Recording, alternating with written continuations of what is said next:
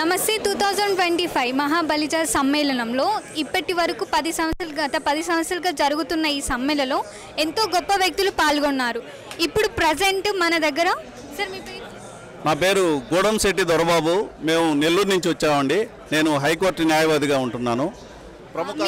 ఇప్పటికీ ఈ 10 సంవత్సరాలుగా ఈ సమ్మేళనం జరుగుతున్నది కదా, మీరు 10 సంవత్సరాలుగా అటెండ్ అవుతున్నారు?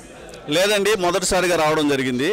దీని విషయం ఇక్కడికి వచ్చాక ఇంత గొప్ప విలువైన ఒక మీటింగ్ని ఇన్ని రోజులు కోల్పోయామనే ఒక భావన కలిగింది. ఇది పెద్దలందరూ దీన్ని చాలా కులానికి ఉపయోగపడే విధంగా అన్ని వర్గాలు అన్ని రకాల ప్రజలందరికీ, అంటే కులానికి సంబంధించిన అన్ని వింగ్స్కి సంబంధించిన వాళ్ళందరికీ ఉపయోగపడేటటువంటి సమాచారం ఇక్కడ లభిస్తుంది. బలిజులు అధిక శాతం ఉన్నాము. వీళ్ళందరినీ ఒక ఏకతాటి మీదకి తీసుకొచ్చి సంఘటితం తీసుకొచ్చి ఒకరికి ఒకరు ఉపయోగపడే విధంగా వివిధ రంగాల్లో ఉన్నటువంటి ప్రముఖులందరూ ఇక్కడికి విచ్చేయడం జరిగింది.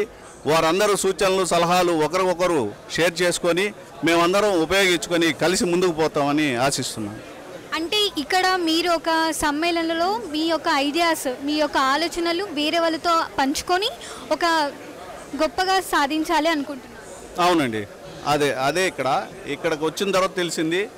చాలా రకాల పెద్దలు, వ్యాపారవేత్తలు, విద్యావేత్తలు, న్యాయవాదులు, ఎన్ఆర్ఐలు, రకరకాల పరిశ్రమలు స్థాపించినటువంటి పెద్దలు, రకరకాలు వీరందరూ ఉన్నారు. వీళ్ళందరూ ఇక్కడికి విచ్చేసిన పెద్దలందరూ ఈ కులానికి ఉపయోగపడే విధంగా వాళ్ళు ముందుకొచ్చారు. ఈ కులానికి ఎవరికి అవసరమైనా సరే వాళ్ళ వైపు నుంచి వాళ్ళ వంతు సహాయం చేసేదానికి ఇక్కడ సిద్ధంగా ఉన్నట్టు మాకు తెలుస్తూ ఉంది. వీటిని అందరూ ఉపయోగించుకొని ఈ కులంలో ఉండే వాళ్ళు ప్రతి ఒక్కరూ వాళ్ళ స్థాయిలో అభివృద్ధి చెందాలని కోరుకుంటున్నాం.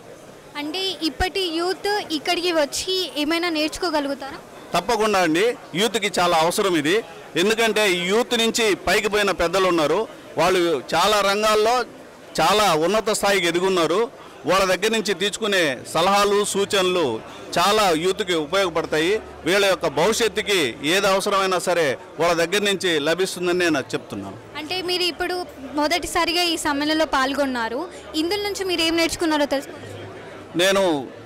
నేను న్యాయవాద వృత్తిలో ఉన్నాను.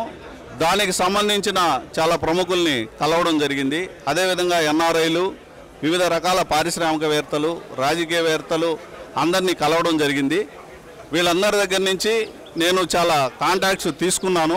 భవిష్యత్తులో నేను కానీ నా తరఫున మన కుల సంబంధించిన వాళ్ళకి ఎటువంటి అవసరాలు ఉన్నా కూడా వాళ్ళతో నేను అప్రోచ్ అయ్యి ఆ విధంగా వాళ్ళ దగ్గర నుంచి వాళ్ళ సేవల్ని పొందే విధంగా ఉపయోగపడుతుందని భావిస్తున్నాను. ఇప్పటి కాలం యువతకి బిజినెస్ అంటే లైక్ ఎంటర్‌ప్రెన్యూర్‌గా ఒక బిజినెస్ స్టార్ట్ చేయాలన్నా కొంచెం భయపడుతున్నారు. అలాంటి వారికి మీరు ఎలాంటి సూచనలు? అవునండి, ఇది మంచి క్వశ్చన్ అడిగారు. ఇప్పుడు యువత ఏదో సాఫ్ట్వేర్ చదువుకున్నాము, విదేశాలకు వెళ్ళిపోయామా, ఏదో డాలర్లు సంపాదించుకున్నామా, ఆ వ్యామోహంలోనే ఉండిపోయారు.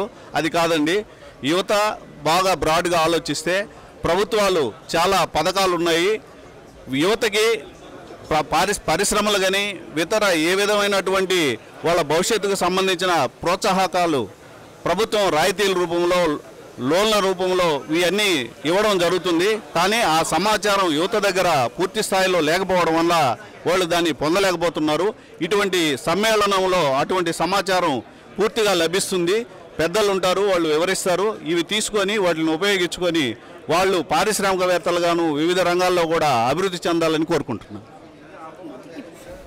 ఈ కాలంలో న్యాయవాదిగా పనిచేస్తూ కూడా మనకి ఎంతో గొప్ప సమాచారాన్ని అందించిన దొరబాబుకి ధన్యవాదాలు. థ్యాంక్ యూ అండి, నమస్తే.